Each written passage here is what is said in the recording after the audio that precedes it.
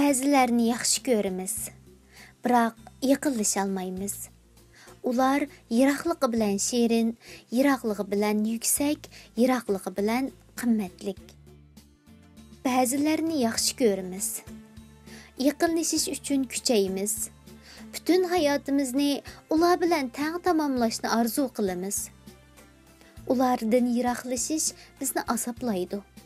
Ularsiz hayotni tasavvur qilishmi shunchalik ochiq. Bəzilərini yaxshi görürüz. Ular bilan go'zal hikoyamiz bo'lishini orzu qilamiz. Uchrashish uchun tasaddiqlikni o'ydiramiz. Ko'rib olish uchun bahona topamiz.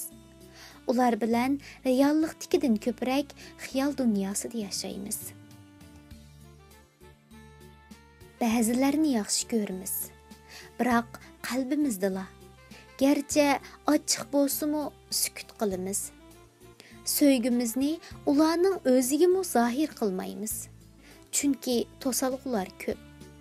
Natija vahimalik, eng yaxshi chora ularning darvozasini oramizda yopib qoldirish.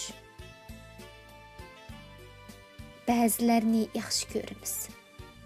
Zeminni ularning so'ygisi bilan to'shqizimiz. Dunyoga ular haqida so'zlab beramiz. Har vaqt ular bilan mungdishimiz, ularning mavjudligiga xuddi suv va havoga muhtoj bo'lgandek muhtoj bo'lamiz. Ularning yo'q bo'lishi, hatto yiroqlashishimi bizni bo'g'ib o'ldira oladi. Bəzilərini yaxshi ko'ramiz. Chunki ulardan boshqani topolmaymiz. Söygüge bo'lgan tashnoligimiz bizni ular tarafga siljitidi. Kunlar o'tidi, umr o'tidi. Ularsiz yashash bizni bearam qiladi. Bəzilərini yaxshi ko'ramiz. Chunki ular söygüdən boshqaga loyiq emas. Ularning oldida söymay choramiz yo'q. Ulardan go'zal narsalarni o'rganamiz. Ular sababidan o'zimizdagi nurg'un narsalarni o'zgartimiz. Hayotimizning rangdorligini qaytirib kelamiz.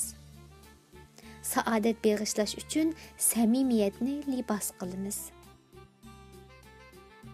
Bəzilərini yaxshi ko'ramiz.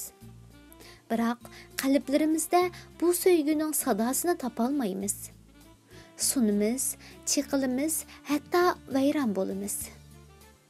Mag'lub bo'lgan hikoyalar ichida o'ng'ul-do'ng'ul dassab yurimiz.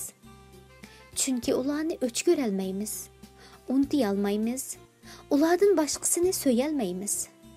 Har qaytimliq mag'lubiyatdan keyin ular uchun yosh to'kimiz. Bəzilərini yaxshi ko'ramiz.